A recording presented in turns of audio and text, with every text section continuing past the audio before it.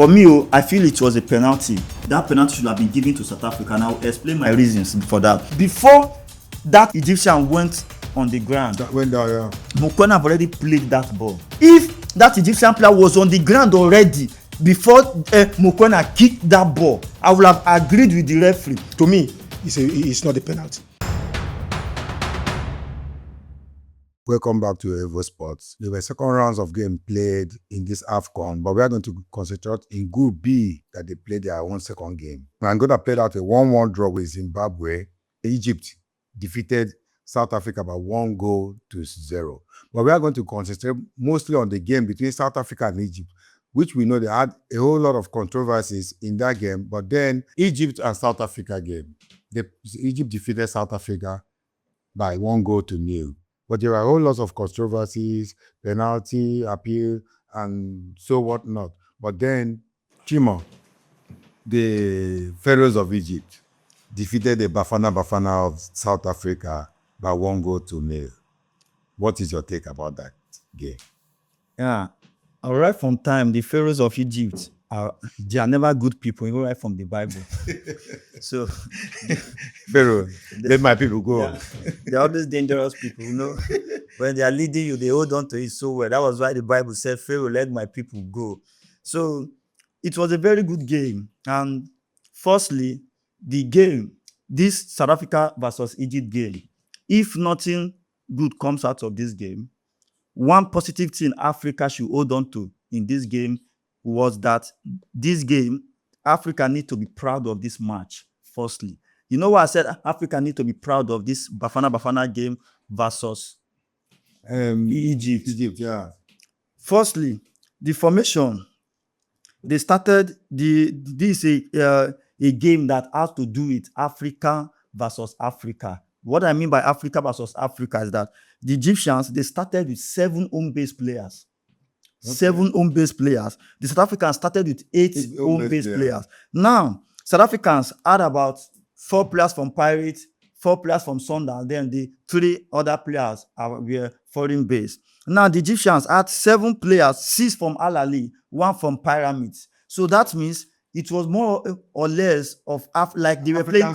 Yeah, they were playing like African Champions League, as if it was African Champions. So it was a familiar game. They know themselves very, very well. So this game was one of the most interesting games I have seen in this AFCON so far. And why I was so proud, before I go into the analysis of this, why I was so proud of that game is that this has really shown that Africa can produce one of the best in the world. And it has really shown that, yes, in AFCON, if we can have players, teams like Egypt, who have won the AFCON over 7 times now, South Africa too, who are becoming powerhouse in African football, if these guys can have starting 11, having like 7 to 8 home-based players playing on African soil in this game, not foreign-based player, and then we saw a lot of good performances like this. Definitely, Africa is going somewhere with that. Now, let me come into this game properly.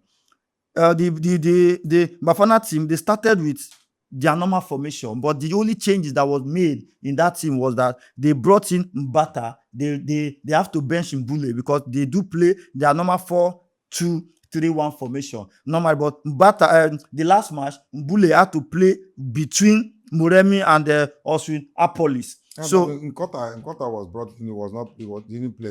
Moremi played. Yes, Moremi started last match. It was Nkota that started. Yeah. So this match, Moremi started maybe because Moremi did well in the first game. So they had to start Moremi. But now the Egyptians, they played 5-3-2 formation. They only left Salah and Mamouche up front. So now they line up their 5 dangerous wall at the back, then playing 3 midfielders. The whole 3 midfielders that were played in this game, we had Trezeguet, Atiya, and Zizou. 3 of them are Al Ahly players. So definitely, the coach understands so well how the Bafana operate very, very well. And you know what? These 3 players playing for Al Ahly, they did not change anybody. They only had about, I think, 1 or 2 changes in this game. That was what the coach made throughout the game. That means he trusted this player so well to defend very well. Now, when the game started, it was Modiba that first made some kind of errors. The way Modiba was marking from that left back, he was not really marking well. He was allowing Salah a lot of space. Modiba was covering, was going to meet Salah before the ball gets to Salah. So that was why the Egyptian midfielder were playing through passes in between Modiba's defense line. Instead of Modiba to stay in his half and then put Salah on the wing, so that when they give Salah ball, he can go to meet Salah. But he was going to meet Salah before the ball was played. So definitely he was creating holes in behind him. Yes, in between him and the center back. So that space, the Egyptian exploited that space by playing so many through passes in between that space. So that was why Modiba was struggling to play with Salah. 2, what Salah did in that game, because Salah is an old man, he's a very experienced player. Salah was not running with the ball. Why? Despite playing on the flank, Salah was not running. Because Salah already knew that Modiba will always outrun him. Modiba will always outpace him. And then in terms of power, he cannot compete with Modiba. So whenever Salah hold on to those balls, what Salah does is that when Salah just shade Modiba, he just looks up. Whenever Salah looks up, he saw most of those guys running up front. So those runners up front, Salah was trying to play penetrating passes up front for them. So definitely, Salah was playing like a playmaker for them. You understand? When they mark, when they give Salah the ball, sometimes he does not even need to do too much. He just return the ball to the midfielder. Why is he keep watching those? So these are the things that those South African wingers were lacking in those games. A little bit of inexperience affected the team. But from that first half, South Africa started with 3 midfielders. And those 3 midfielders were all defensive midfielders. Why? Because he wanted to compact that midfield. He wanted to combat with those Egyptian 3 midfielders. But then, yes, the thing started well. But as a coach, if you start with a formation, after 20-30 minutes, if you see that this formation is not going well, you have to change the formation on the pitch there, or after the first half, you change the formation either by bringing in players inside or by changing the style of play of your players or by trying to re-strategize the player's position. But then, what Hugo Bruce did when that game started was he left the players like that. Then one thing that was good in that game for Bafana was that they were holding on to the possession, but attacking plays was a bit less because there was no creative midfielders in that meeting.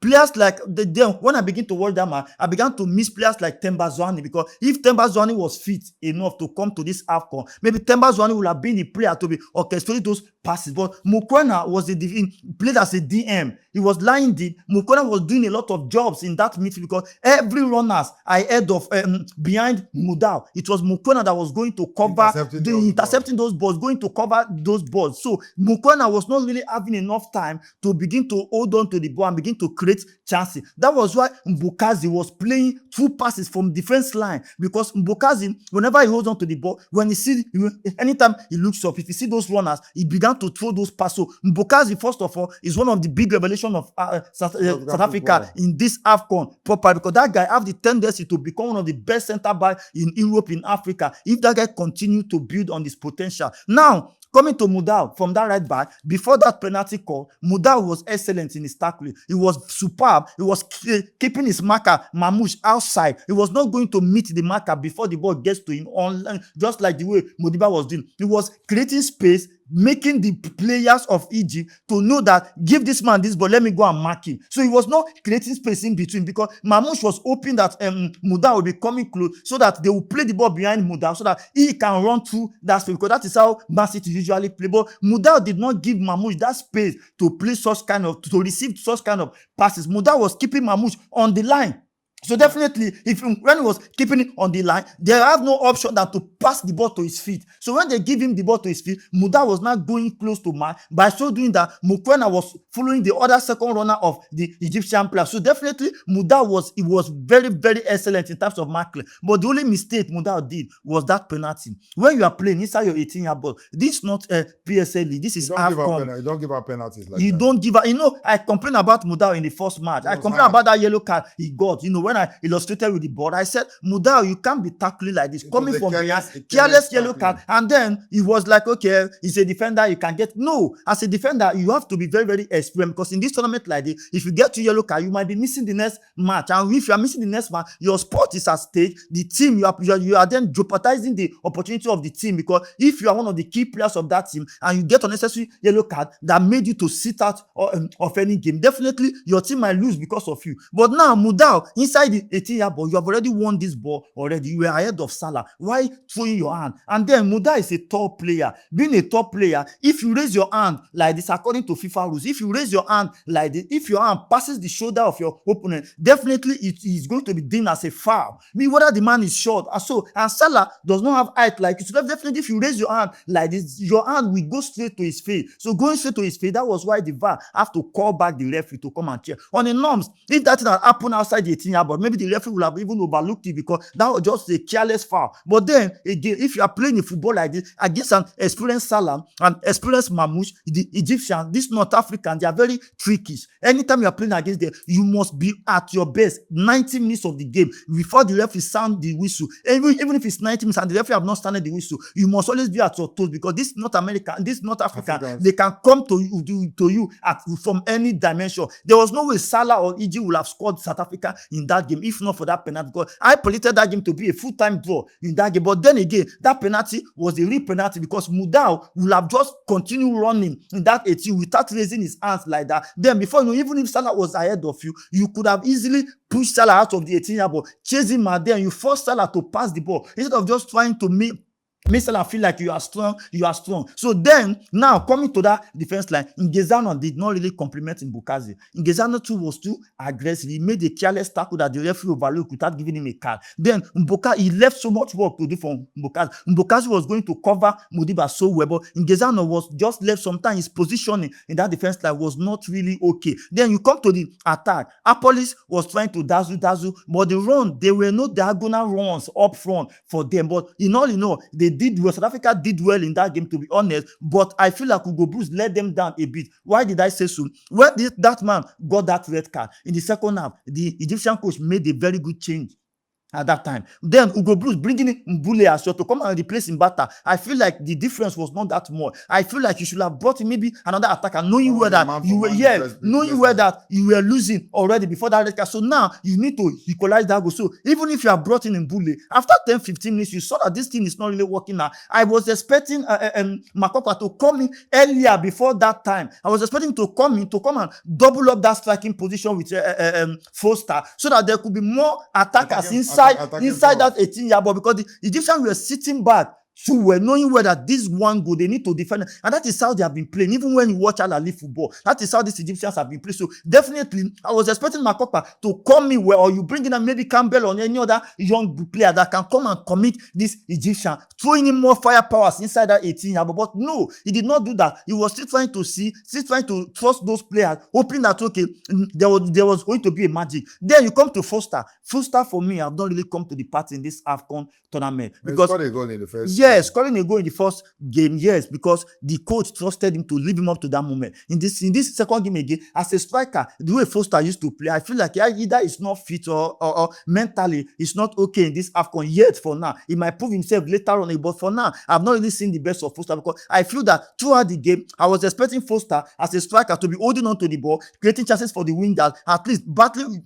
with the defender. But he was not doing that, making some runs. He was not really doing that. He always come to the party in the game very, very late, very, very late. So, and I feel like South Africa, I've said it before this tournament, that South Africa, they have a very good goalkeeper, very good defense line, very good midfield attacker, but they are lacking one point man. That point man that can convert one chance out of 3 chances. They lack one particular person that, in times of quality, in terms of difficulties like this Egyptian game, you can just see a player maybe on the air or on the guy that can just turn and shoot any ball into the post. So I feel like that is what they are lacking in their team. Aside from that, South Africa were good in that game, but overall, Hugo Bruce made a very big mistake. The changes were very late. The approach was very, very dull. Mbokazi, for me, was the positive side of that game. Very, very good. Mokoena gave his all. Then that penalty call too, maybe we'll come to that. But apart from that, the two sides, they really did well. If not for those Egyptians, I think South Africa played what they played in that game against another African team, they would have won that game. But because the Egyptians, because of those their own base players, they were very, very solid in that midfield, and they understand the terrain of Bafana players. Anyway, you are right with your analysis, but there was this thing you said, one statement you made about Mokoena intercepting of the balls. In Mokoena intercepting of the balls, remember that Sitole was free. He would have still assisted Mokoena in that. That's why it was Mokoena that was even playing more. Sitolo did not even. They didn't even compliment. Yeah, they didn't compliment Mokoena. They didn't compliment But Mokona then- in that midfield. What did you make of that game, Mr. Abbott?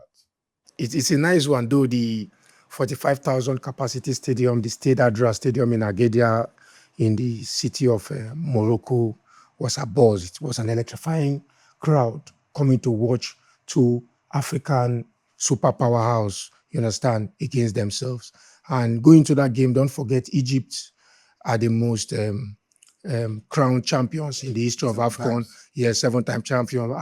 After being winning it in 57, 59, 1986, 98, 26, 28, and 210. You know, the year they won that treble, 26, 28, 210, they show complete dominance in African football. Then South Africa, on the other hand, on their maiden edition in 1996, they won it. They hosted and won. In 1998, they were runner-up, in which they got to the final and they knocked out. But going to that game properly, they came out with a 4-3-3 formation. The Ugo Bros came out with a 4-3-3 formation, and the legendary coach of Egyptian side, Assam Oussam, as well, came out with a 4-3-3. Assam Oussam, the legendary Oussam Hassan, came out with a 4-3-3 formation.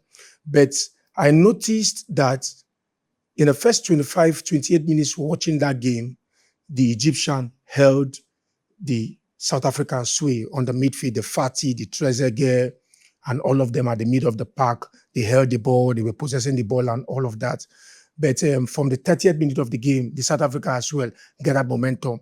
Much thanks to that guy that, you know, the South African team made a change. They brought in one number 5 jersey in Bata. He wasn't on their first match against the Angolan side. And they brought in Moremi. You know, in the first game, Moremi came from the bench. Started. In the first game. First game, he came in as a sub. That's what I said. In the first game, he came in as a sub. This game against Egypt, he started. So the coach know what he wanted, you know, maybe his tactical approach to the game, knowing the Egyptian side. So from the 30th minute of the game, 30th minute of the game, Moremi thronged into the game. He was making some dazzling from the flank and all of that, and a police. So from that 30th minute, they gathered momentum in the game. So they were now sharing the spoils. Are you getting it? But from the first minute to the 27, 28 minutes, the Egyptian side was actually dominating possession and all of that. So, but from the 32, 33 minutes, they were sharing the spoils, not until the 40th or 41 minutes when Madao struck his hand into Salah's eye, and the controversial penalty issue in which they have to do a lot of VAR review and all of that till the penalty was awarded and Salah, you understand, converted the chance. But there's something significant about that game. When it came into the second half, there was a burst of adrenaline from the South African side. They started possessing the ball, started make the Egyptian side sweat for losing one man. You know, Mahe had a red card after sheepishly or awkwardly stepping on, what's his name, toes. It was uncalled for because the ball was already going to the train. We had just shield him and make the ball go to the train, but he stampede him, he stepped on him and he collected the second matching orders. And it was so they actually, on the second half of the game, they were actually paying for it. But South Africa tried their best, possessing, pushing offensive. And there's something significant. I keep making reference of that guy, Mbokazi. He's a central defender, a left-footed central defender. But his attacking consciousness is second to none. His contribution, his coordinated passes. He was even making passes as like a central midfielder. You understand? I remember maybe in the 76 minutes or thereabout, there was a back heel from Lille Foster, in which he came in even in boxes and he towed the ball, but thanks to El Shanawi, who came to the rescue. And El Shanawi, much thumbs up to him, is largely experienced, you know, in the game. He made so much saves because South Africa came close several times, but they couldn't convert their chances. But it was a nice one. South Africa came close, they possessed the ball, but they didn't create the spark they actually wanted to have, you understand, the half-goal pass for their strikers to convert. Even when Mbule came into the game, I was thinking something different will happen. But along the line, in the 9 minutes of the game, there was a controversial penalty stuff, you know, that what's the name of this guy? What's the name of the midfielder? He hit the ball. The defender went down. He struck his hand with VAR review for about 6-7 minutes till the referee went to the VAR television, saw it by himself. After a lot of analysis from the VAR team and the referee himself, didn't award the penalty and all of that. So the game ended 1-0. So I think the Egyptian side had the 3 points, which made them qualify automatically to the next round. But it's a nice game too from the South African side, in which I believe they will qualify, given the kind of performance they had. They showed. But I still want to think that the performance actually came because that red card happened. Because in the first 28 minutes of that game, Egypt were actually, Egypt actually dominated the game and outplayed them. But it's a nice one that they took advantage of that red card. But it's not even nice because they didn't convert, you understand, create chances and convert the chances. But it's a nice one. The two teams actually show that they have class, and at the end of the day, it's either you win, draw, or you lose. So it's a nice one. I see hope, and I'm still hopeful that South Africa will still qualify from that group. So let's see how it pans out in their last game of the group. How about that penalty appeal between Salah and Modal? What's your opinion? Was it a penalty or not? Or did the referee get it right? No, the referee got it right because there were several reviews in that regard before the penalty was awarded. If you check, the ball came into Salah in box 6. Salah narrowed it to his left foot and pushed the ball forward. The mistake Modal made was that it was like a 55 or is it 58%? It was just a very slim one leg difference between Modal and Salah. And Salah have pushed it out of the goal range. He would have just checked Salah and let him move out of the goal range. Because are you getting now? He's taller, he has long foot, he has long hands and all of that. Taller? Modal. Is he taller than Salah? Yeah, very well. I don't. He is taller than Salah. He's very taller than Salah. Okay. So when Salah pushed that, hits the ball out of goal range, the ball came in, Salah control and tap it out of the goal range. He would have just followed Salah, check him out of the goal range. The least or the highest Salah could do there was to make a pass, maybe from an oncoming number 3 or thereabout. Then they start building up their defense. But he tried to play the defensive mind, in which I've said over time that when you are a defender, because you are trained as a defender, sometimes at that point you need a swift of intelligence. You understand? You need to apply it because he was in the 18-yard box, but he swung his hand and his hand struck Salah's eye. And if you check, even when Salah wanted to play that penalty, his eyes were blood. You understand? So after everything, the Egyptians started protesting. They have to go to the VAR. They checked the review. The referee went there and saw it. His hand actually struck his eye, which is in FIFA rule. It's a penalty, even though it was outside the 18-yard box. It even warrants a yellow card. We've been watching it in all leagues in the world. So I think Modal need to be more intelligent. He's a very strong, combative, and powerful defender that could play even 2 hours on the pitch of play. I am a strong admirer of his kind of game, his kind of a playing style. He can play from this half to this half. He can assist the attacking line. He's attacking conscious, he's defensive conscious. Having such players is very, very rare, but you need to up his intelligence because sometimes he collect matching orders that does not actually warrant. Are you getting it? So you need to up his game. He's a good player, no doubt. He's a good player, but that penalty, 100% sure it's worth it. And Salah actually did what he knows how to do best. So the penalty was worthwhile. Chima, Osam, the Egyptian coach, sacrificed Mamouche because of the red card they had. Do you think that was the right decision? For me, that was a very wrong decision from the coach. Just that at the end of the day, he still won the game. If not that, he will have blamed himself because firstly, sometimes these coaches, although sometimes they feel they get confused as well because if you're in that position, also there are some decisions you might just make. After making that decision, you might be regretting. Salah and Mamouche. Salah is older. Salah plays more with his experience. Yeah. But Mamouche is still very much agile. I feel like when you are one man down, in that position, 46 minutes too early, he brought out Mamouche, leaving only Salah up front. Now, Salah with Mbokazi and Gezano cannot do anything up front. Salah only needed to hold on to the ball and wait for other players to run behind so that he can play the ball with them. But there were many occasions where South Africa were caught napping in that defense line. If Mamouche had been on that pitch with his speed, with his power, with his pace and everything, maybe it would have been more dangerous for for South Africa, but Salah could not make those runs, could not carry those balls along like that. Unlike Salah before, if you are one man down, if you want to leave one man up front, you needed a player who is strong. Very strong. You understand? When you are watching teams like Man City, you could leave players like, maybe you leave a player like Haaland, or you leave player like Doku or Mamouche, player that can carry the ball along. You understand? So I feel like the Egyptian coach made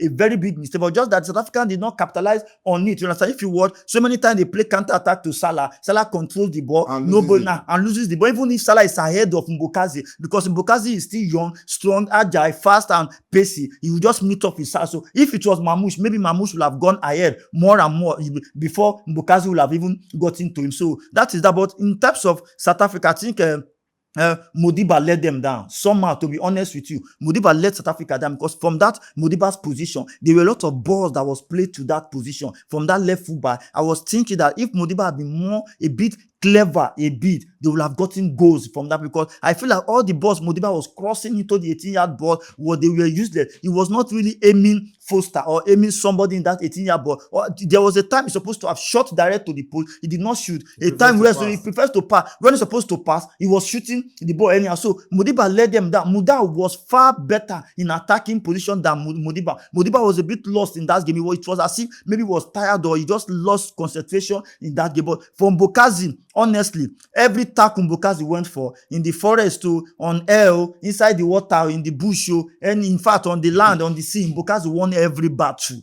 He won every battle. And then South Africa, I swear, if they are in Hugo Bruce, I was expecting Hugo Bruce to remove Ngezana at least, and then bring in another attacking player. Let them be left with maybe Mbokazi, and then Mokona was already covering, and then Muda was there. So I feel like you are one man down, and you are one man up, and you are a good down. What are you still doing with two centre back? But he brought him up for Ken. But he brought him up, but he did not remove the centre back, I swear. So those centre back will still be conscious of that their position. But in Mbokazi, despite that, they still Egyptians still had about 2 or 3 clear chances against them, despite being one man down. Yeah. So that means the defense line was floppy. It was only Mbokazi that was working so hard in that defense line. At the time, I did not even see Ngezana again. The positioning was poor. It was Mbokazi who was very, very at alert for any danger. He was one chasing up every ball down back.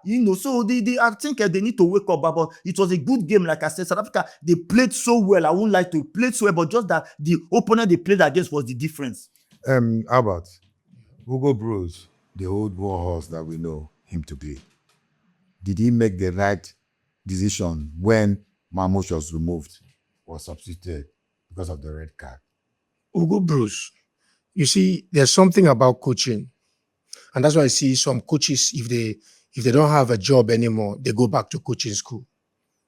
They want to unlearn and relearn, because you see, the job of coaching in every act of professionalism, you can't know it all. That's why some people still go for reorientation and all of that.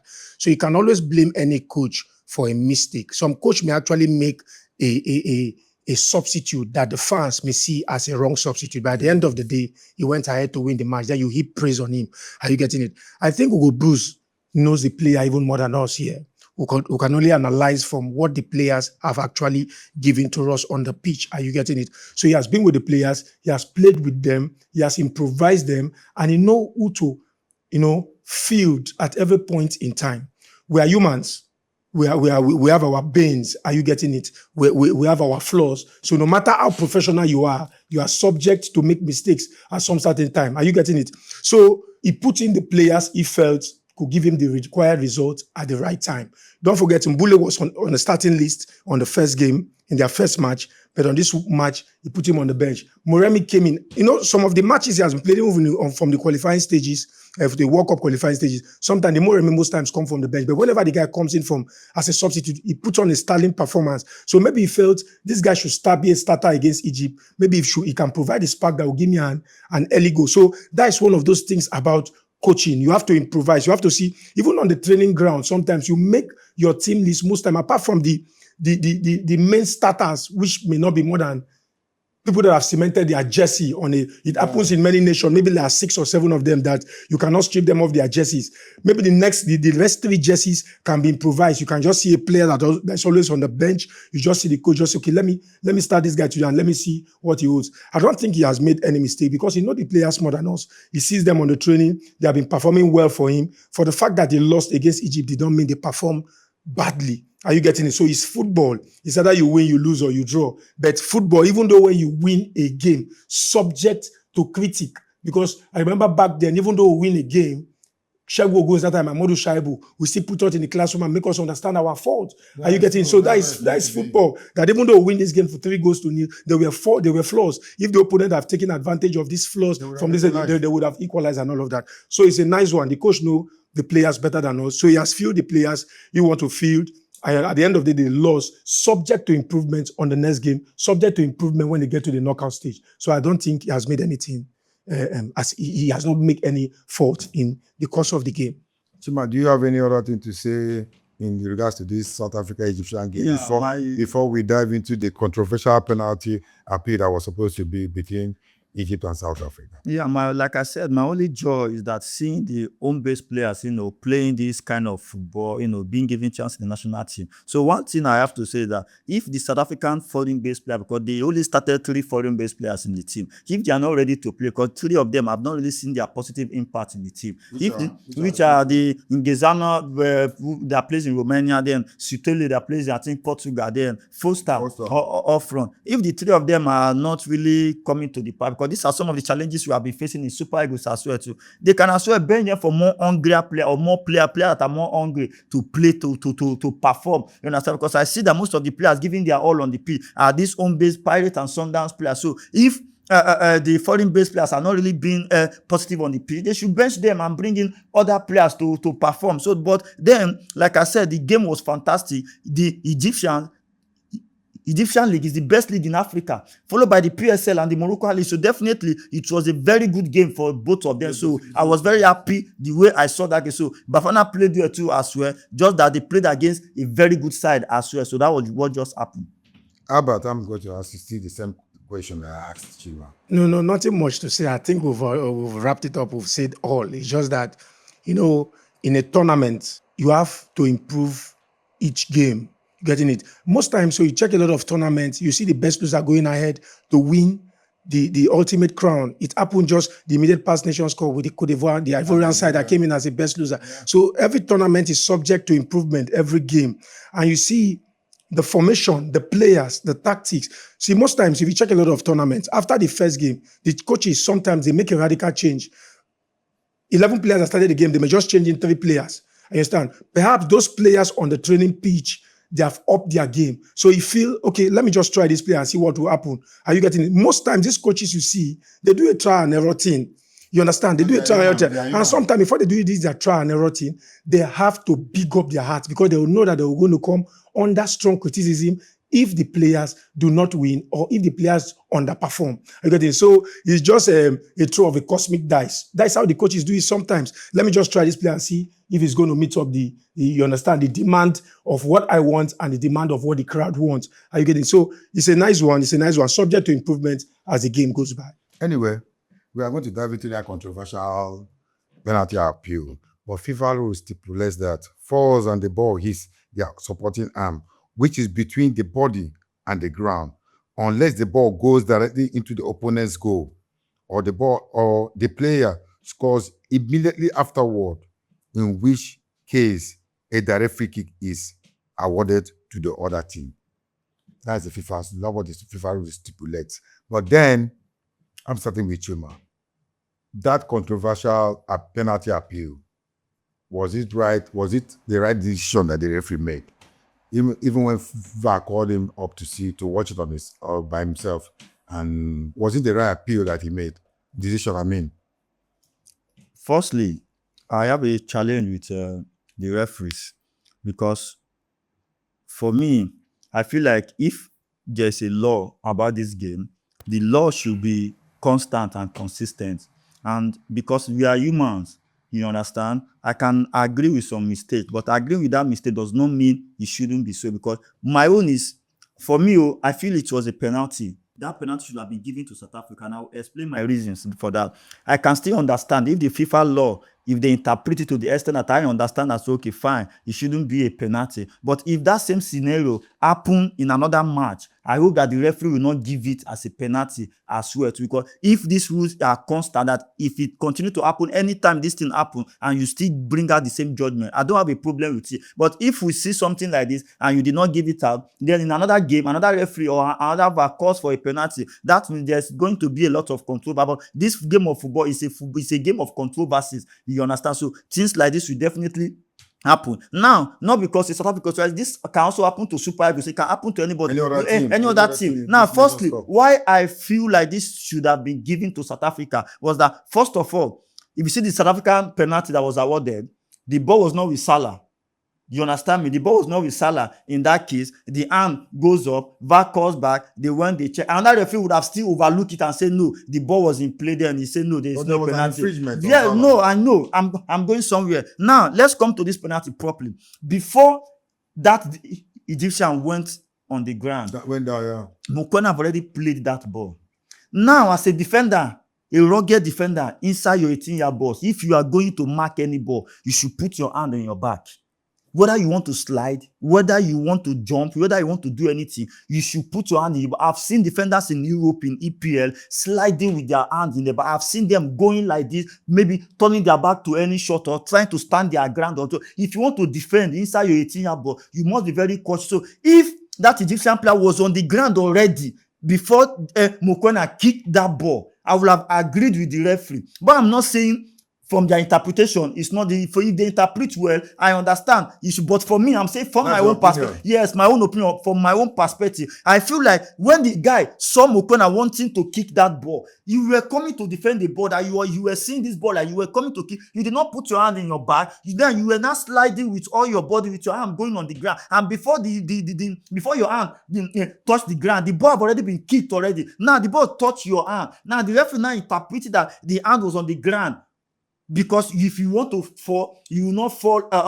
You cannot fall without your hand being on the ground. Without supporting your hand. But then I've seen players inside the 18-yard box putting their hand in the back, sliding. So I feel like the Egyptian just got away with that. Maybe the interpretation of the VAR. Okay, why did VAR call the referee to go and check? But according to the FIFA rules I read, then the FIFA rules, the VAR should have known the FIFA rule and then tell the referee on phone on call that was not the penalty player. Because I've seen a case in a game where something happened and the VAR will check and tell the referee play on, nothing, it's not a penalty. But now VAR knew already that this thing was a penalty call, so but they needed the referee to just decide by himself to see the scenario again. That was why they, once a VAR send the referee to the VAR camera or TV stand, that means they have already concluded that was a penalty, but they just needed confirmation from the referee. So them sending the referee to the VAR stand to go and check, they were waiting for the referee to conclude by himself. So definitely it was a very controversial game. Other referee could have still given it a penalty. Then if they say they did not give it, fine. But if my own is, if that kind of scenario happens in another game, they should also disallow it.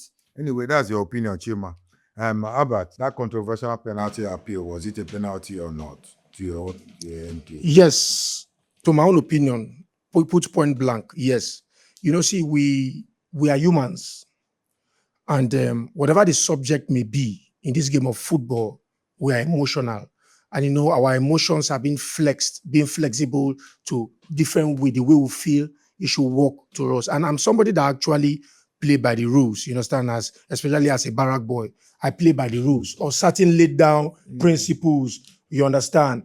Now, if you just read the FIFA rule, and if FIFA rule stipulates that a player falling on the ground, are you getting it? And the ball struck his hand, that is not actually going directly to the post.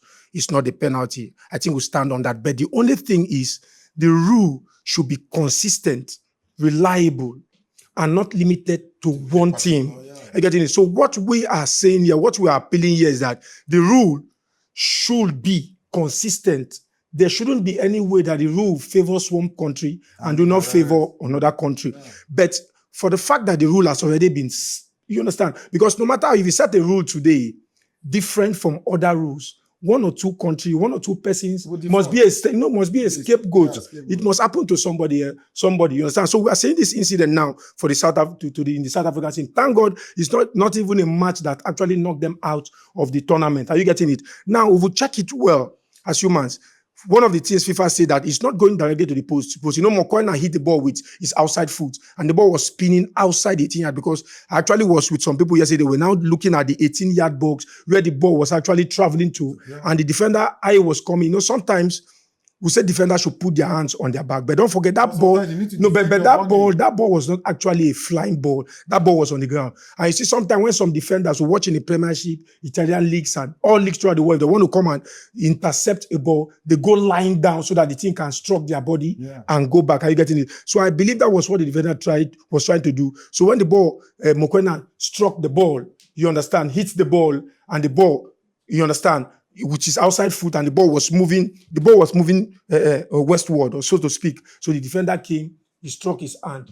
Everybody raised up, all South African players raised up their hand in affirmation to penalty. But at the end of the day, the referee went to the VAR screen, communicated with the VAR team. For that thing took about 4 or 5 minutes. They were deliberating on it. And I so believe they said it was not a penalty because of the laid down rules. And I can go against the laid down rules, you understand? Because FIFA is the world football governing body. So as a matter of fact, I don't want it to be limited to the fact that it has happened to South Africa, it won't happen to another country. So if anything of such happened to another nation, the same thing that have happened to South Africa should as well be applied to other nations. So to me, it's not a penalty.